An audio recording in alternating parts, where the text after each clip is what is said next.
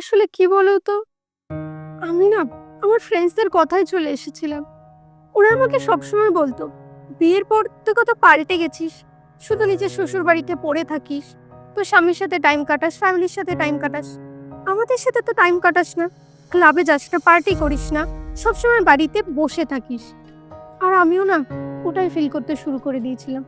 ওরা আমাকে বলতো আমার জীবনটা নাকি নষ্ট হয়ে গেছে, আমার জীবনটা পুরো হেল হয়ে গেছে। আর আমিও ওদের কথাটাই বিশ্বাস করতে শুরু করলাম। সেই জন্যই আমি এরকম পার্টি করতাম, এখানে ওখানে ঘুরে বেড়াতাম।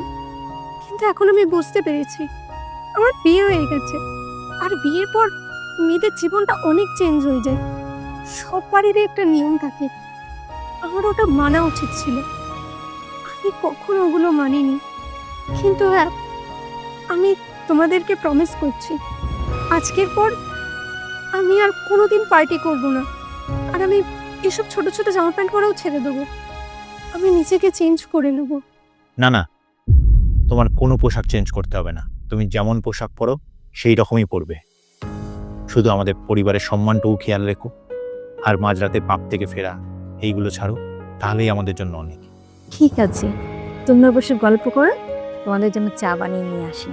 না না মা, তোমাকে যেতে হবে না, আমি চা করে আনছি। না না, আজকে আমি চা করে আনছি, কালকে থেকে তুমি চা করবে, কেমন?